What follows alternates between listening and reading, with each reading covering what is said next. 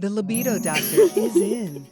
Hello and welcome to Libido Doc, a place where we talk about human sexuality with a focus on married women. I'm Dr. Suzanne, and today I would like to talk about how a bride is likened to a land. And the question is, can we compare women as lands? Let's dive in. My anchor passages today are from Ruth chapter 3 and 4.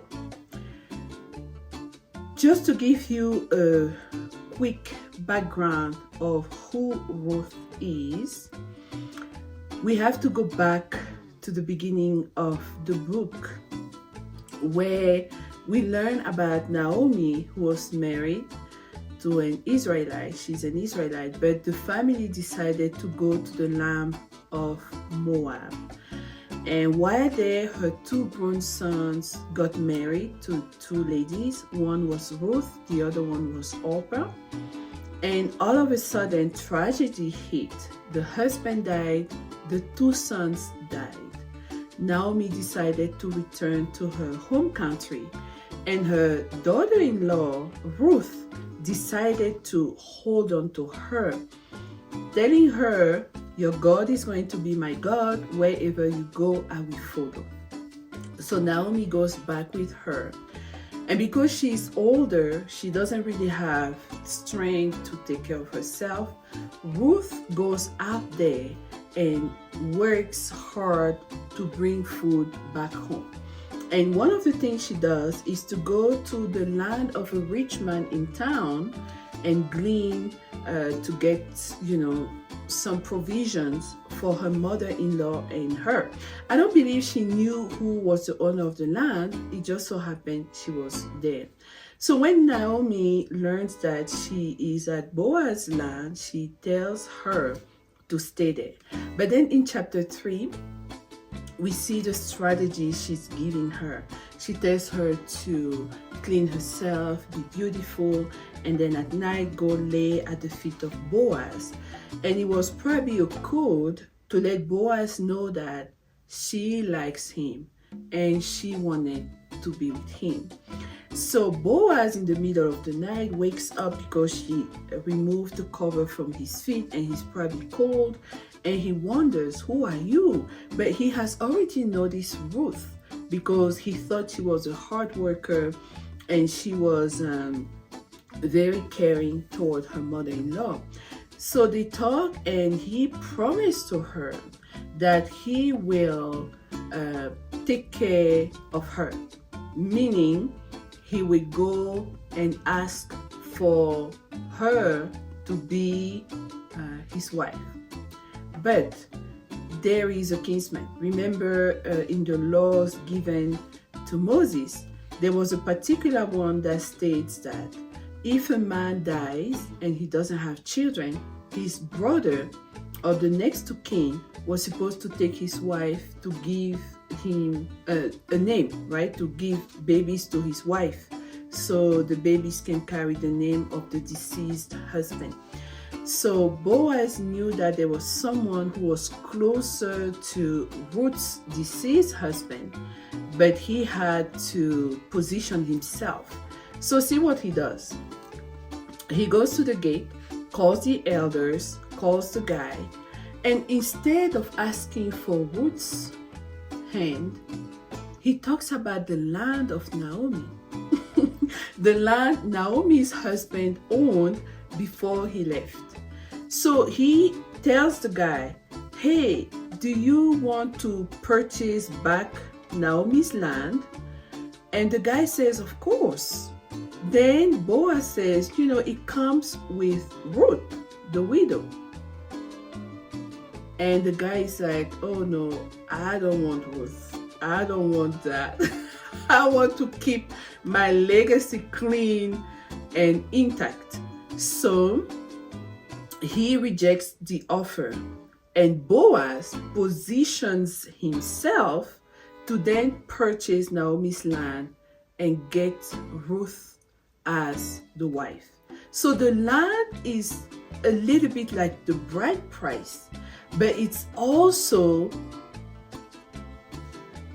kind of Ruth, right? Because instead of asking, he talked about all that with Ruth, but instead of asking for Ruth, he talks about the land. So let's see, is it possible that a woman can be likened to a land? Okay, so let's look at a few scriptures.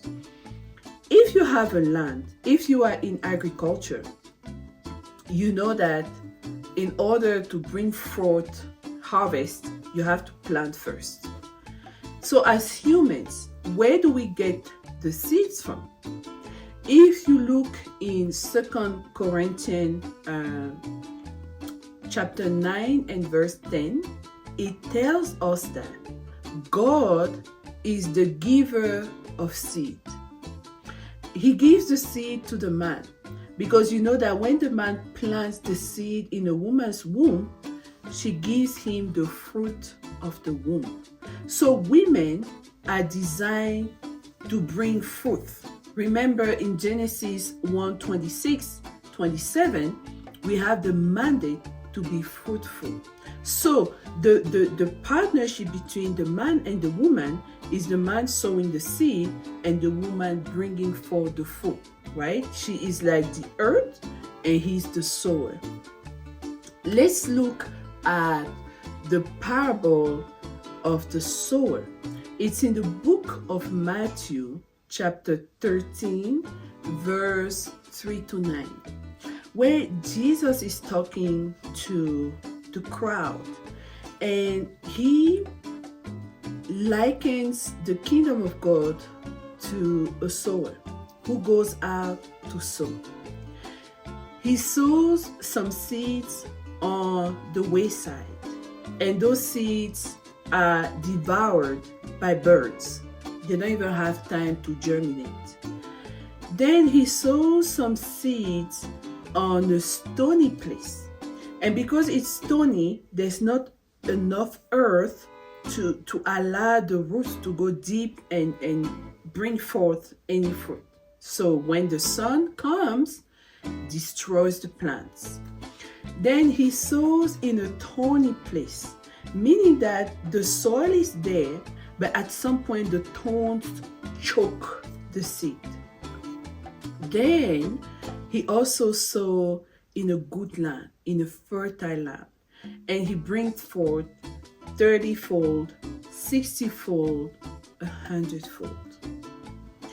If we liken a woman to a field and the man to the sower, there are women who cannot keep a seed, right? You invest in her, but everything you do just goes down the drain. She doesn't have capacity at all. Or she destroys what you're even trying to do. That's the first type of women. Now you have the second type of women. They are willing, but they don't have enough depth. You tell her about your project and she's like, huh? What do you mean?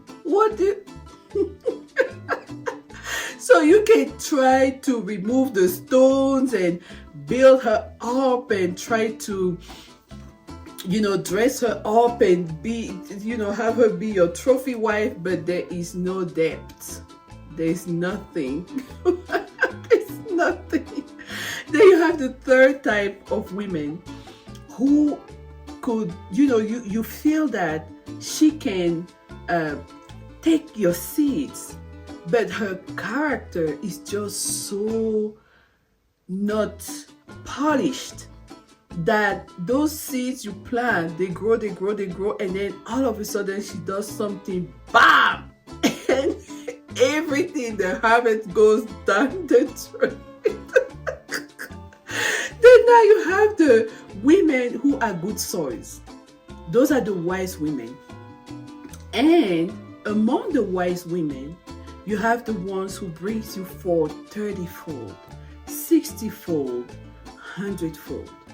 Now, women, in a previous video, I spoke about the uterus being an altar that already has its own fruit. Every woman comes with her own load of blessings, right?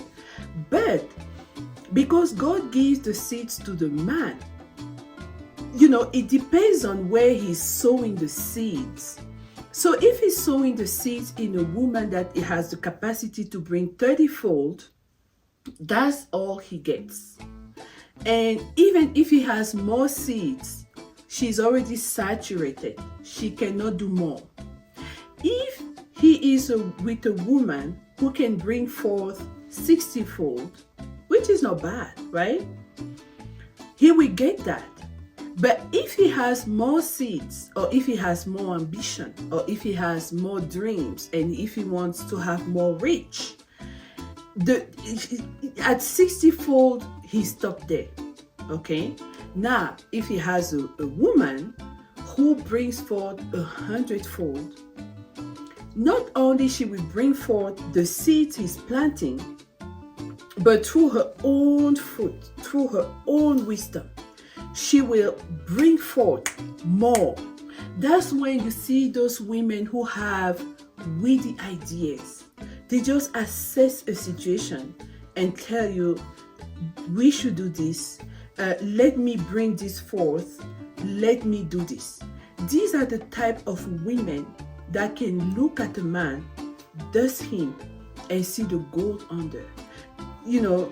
Just look at him and see who he is in the future and help him get into that. So, Isaiah 54, it's one of my favorite books in the whole entire Bible, where God says in verse 5, your maker is your husband, the Lord of hosts is his name. Then he goes further to tell the woman that as he promised to Noah, that was in Genesis 8:22, that seed time harvest will never cease until the earth remains, and that he will never again flood the earth. And the token of that covenant was the rainbow. Go read Genesis chapter 8. In Isaiah 54, he tells the woman again, this is my covenant with you. As I promised that seed time harvest, or I will never again flood the earth, this is my covenant of peace with you. So God, he's talking to a woman, but he goes back to that covenant with Noah that talks about production, that talks about the seed and the harvest, the fruits. Then you look in verse 11, how God is talking about everything he's loading the woman with. Sapphire, rubies, precious stones, fragrant things, her gates, her windows, her foundations. So he also likens a woman as a field that is where he has planted and built something extremely precious. Not all women have that thing, I'm telling you. So if you find a woman like that, it means that the seeds that you have not only will bring you 100-fold, but it will bring you more, because she has treasures, she has capacity, she has understanding, she has wisdom to multiply you exceedingly and help you dominate and subdue the earth, because that is the mandate God gave to male and female. Remember Genesis 1:27, I think. Okay, So when God promises to Abraham that he will give to him and his descendants a land flowing with milk and honey, if you liken the woman as a land, and she is your land, your promised land, flowing with milk and honey, hey, God didn't make a mistake. The promised land is always occupied, but this is the land God has given to you and shown to you. It means that is the woman that is loaded with benefits. She has fruits on her altar that is even hard to carry, right? And she is filled, her Garden of Eden is filled with rivers of gold. Have you ever wondered why men call their wives honey? She's that land though, flowing with milk and honey. When the heart of a man has identified that type of woman, because he perceives that the seeds he has match her DNA, oh, he will not have rest. Just like Naomi, the old woman, told Ruth after she came back sleeping at the feet of Boaz, Ruth related what happened.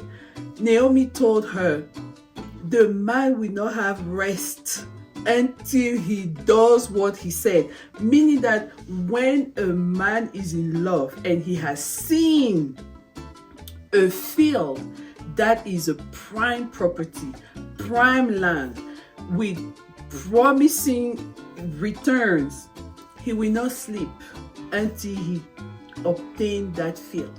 So, is he going to be like a Joshua who says, I am well able to take the land? Or is he going to be like the grasshopper who says, you know what? I can let go. I can be content with what I have. I already have a couple of houses. It's okay. It's okay. But if you have the promises of God, if God has told you, this is what I have purposed for you, and you see the helper that will take you there, you don't stop. That's what happened to David and Abigail. Remember, David was going to destroy Nabal's house. Abigail was married to Nabal, a foolish man. And when she heard that David was coming for destruction, she carried herself with her own beauty, her fruits, her food, everything, and brought it to David. But she brought more than food. She brought her wisdom. She brought her insight. She spoke to David and told him, you are a king. A king doesn't act like that. My Lord, please. Right? So she activated the kingly seed in him. And of course, David married her after a few circumstances. And before he married her, he was a fugitive. And when he was married to Abigail, he became a king. What do you think? Abigail was the soil that brought forth that seed. Sometimes the seeds are not just children or babies. The seeds could be destinies, hidden things that you can't even see with your natural eyes, you know? And the same David, when he saw Bathsheba, there was this strong sexual energy that was pushing him and putting them together. And sometimes people talk about lust or men just falling for women and this intense sexual attraction. You have to know that sexual attraction, this intense, is of God, because that's how he brings men and women to bring forth legacy seeds. It's never by mistake. It's not lust. every time David had intercourse with Bathsheba, it resulted in a baby boy. And one of those baby boys was Solomon, the next king, the one who was in the line of the Lion of the tribe of Judah, Jesus Christ. You know, Boaz, even with Ruth is in the line of Jesus. You know, she's the ancestor of David. Sometimes we have to pay attention to the scriptures and see how things are connecting and what is happening. A man can have a vision given to him by God, but he needs a different kind of helper to get to the fruitfulness of that vision. What is he going to do? Question. What is he going to do? I don't know. You are the guy. So that's one of the reasons why women never pursue men. If you are a land, you are stationary. You are there. You know, you can be floating around the guy and this and that, but you do not pursue the man. He is the sower. He is the one who looks at the land and says, I like this. Let me pay. Allow the man to work and to go pay for your bride price. In the same manner, don't just give yourself to any guy, because you carry royalty, you carry fruits, you are the prize. Women are the prize. You have to know, without you, he's not getting to where he wants to get. He can go get someone else. She's going to give him 30-fold, 60-fold. But when you know who you are, when you know what you carry, when you know you are loaded with benefits, you are loaded with precious stones, with gold, you lay gold as dust, you are that woman. You don't pursue. You sit on your throne and you wait. Right? In dignity. But it doesn't mean that when the man comes to you, you're going to it's me. No. You honor him, you revere him, you respect him, and you humble yourself. Remember Ruth? She laid at the feet of Boaz. Remember Abigail? She knelt at David's feet. She said, Lord, my Lord. You have to remember that. But you need to know who you are. You don't just give yourself up anyhow, because you carry treasures. Okay? All right. This was Dr. Suzanne, coming to you again with another analysis of the Bible. I love it. If you have questions, or comments, let me know. But I love you dearly, and I hope to see you next time. Okay, bye.